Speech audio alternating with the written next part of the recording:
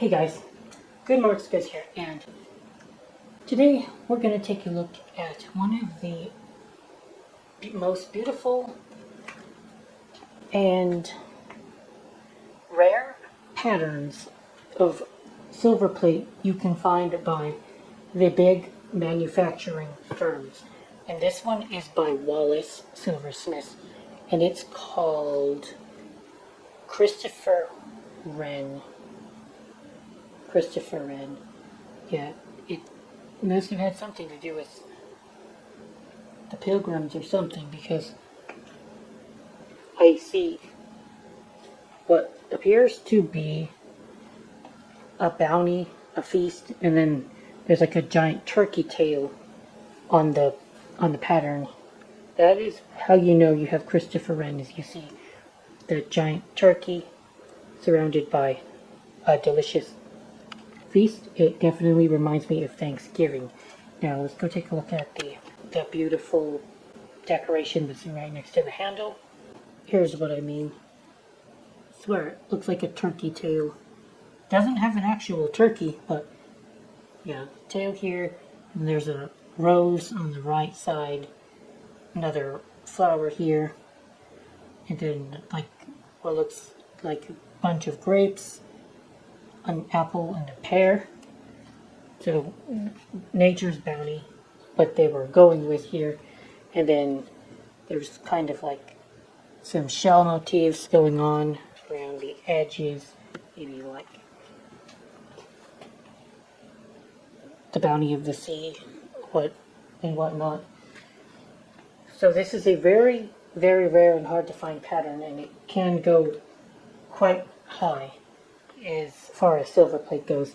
Now the other thing about this piece is that the tray itself is kind of massive, because I think it's a 28-inch tray, 26-inch tray, I can't remember, but it's somewhere along them lines, and it's about 10, 11 pounds. So as far as trays go, it's a lot bigger than even the Butler trays that you're going to see. And it's a lot more ornate. So there's more very delicate parts of the tray that can get damaged. And speaking of damage, I want to talk to you guys about damage, because the Goodwill goofed on this one. They put the tray in a box and left a lot of room in the box. So I came to see a tray that had a foot fallen off, and I was pretty pissed about that. Actually, I was really angry, because these pieces, they require a whole heck of a lot of cash dropped on to any repair, any kind of repair, guys. Even the most minor of repairs, these repair folks, the people who specialize in being able to repair this stuff, and believe me, there are not very many around anymore. Silver and silverplate repair is a lost art, for sure. And even with the repair here, we can see this. So can't notice that it was repaired very much, but there is discoloration that occurred around the area that looks completely out of place from the rest of the piece and how it tarnished. I don't think that it's damaged silver, but it's discolored, and you kind of see it's kind of ugly. Yeah, the plating is still there, and it's still in good shape, but it looks very bad. So what we're gonna do is going to do my best to polish it up and make it look nice and shiny, in order to try to make that a little bit better, instead of it being sticking out like a sore thumb. So in this case, and it's going to take me a lot of silver polish too, and a lot of time to try to polish this piece up. But let's go see how my polish will handle, because I've used a couple polishes before, and I'm going to talk about one of the polishes that I know that somebody on this tray used in the past, because I used the same one. It's called Right Silver Cream. And what Right Silver Cream does is it usually leaves a debris that you can notice is very hard to get off of, get rid of. So I don't recommend Rights very much. And it might be bad for the silver too. I'm not sure about that, but I do know that it's very difficult to clean afterwards when you use it. Because all this pink gunk right here, this residue, that was from Rights. From the previous owner that used Rights to polish this piece up and didn't take the debris off. There's some, it's all over the cracks and crevices of the pattern. To kind of, it's not the worst thing ever because at least it's not damaged, but it is distracting. So hopefully when I've done my polishing up I can remove that kind of stuff. But as for price, so I originally found it for $66 plus shipping, so my take home would have been around 80 bucks, which left me so excited because there was so much room for potential profit. But then, of course, seeing that foot being detached, and luckily it did happen. It wasn't that bad because it was a clean break. It is right here though. You can still see a stress fracture. A professional could probably see that, but that's okay. There it is. You can kind of see that stress fracture right there. Right there. That's kind of the stress fracture we still see from the repair. And a professional could see that and know that it was repaired if they took a very close look at this. Otherwise, no one would really notice or know that it was repaired. But the point being that the repair cost me $125 and the Goodwill would only give me $30 back for screwing up my piece and costing me $125. So I had at the end 95 bucks more to pay for the piece, plus there was damage. So thank you, Goodwill. You guys rock.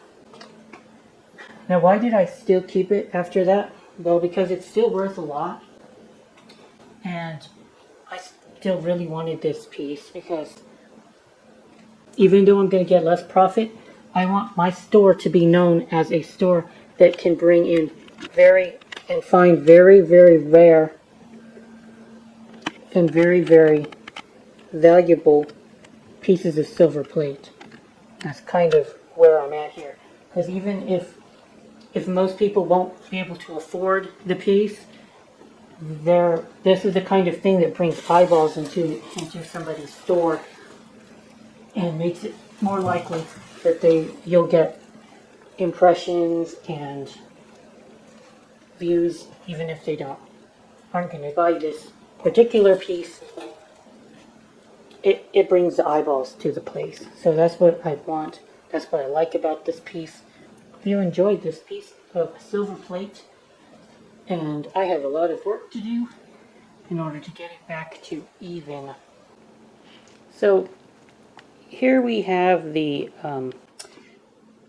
tray here, and I spent about 40 minutes or so polishing this piece up with this product called Haggerty Silver Foam.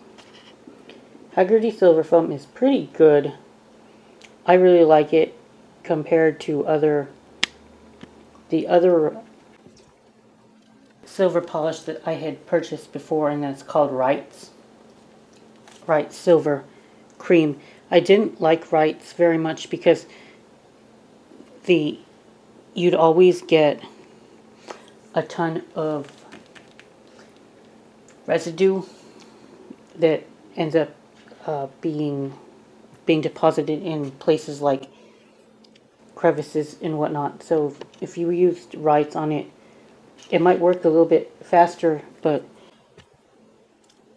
then you'd have all this gunk that would be deposited on pieces like this with a lot of ornate parts. So yeah, Haggerty's is a really good brand. It's quite mild, so you're gonna have to spend a little while polishing the piece. You gotta have a lot of patience, which is fine because you don't want to be rough with Silverplate or else you're going to be damaging it. It's going to rub all the way off and then you're going to be left with base metal. And a lot of the resale value of that piece will disappear in that case. But yeah, hopefully you guys can see the difference. Just a little bit of polishing with this silver foam did for this silver plated piece. I could go back and do it longer, but I think that's good enough. It doesn't look quite as bad, and it's good to do this once in a while because you don't want tarnish to settle and eat away at the metal for too long, or else you'll get something called pitting, which is permanent. It's kind of like a permanent disfiguration of the silver plate where the tarnish starts to eat through the metal and it goes to the base metal, and once you've exposed base metal, then it's very bad because further structural integrity is at risk because base metal is much easier to alter chemically than silver. You can think of the silver plate as a protective layer once it's only being attacked by very minute gases in the atmosphere. Normally that is sulfur. And so once you've exposed the base metal and by allowing tarnish to eat through the silver layer, or say you've polished a piece and exposed base metal, then base metal is way easier to attack by oxygen. That's just not a good look. But anyway, this is a very beautiful tray, and I have, now that I've polished it up, I'm going to go ahead and look at the repair job on this foot. Remember, they had to repair the foot for me, so that meant that I was out a lot because that foot cost me $125 worth of repair, and like I said before, I'm happy to have this in my store, even if I don't make a huge profit, because this is definitely going to bring eyeballs to the store, and that's what I want. I want to be known for my rare and beautiful pieces, and if I can keep bringing things like this into my store, that's exactly what's going to happen. Alright, hope you guys enjoyed the video, guys. Thank you for watching. Good Marks Goods out.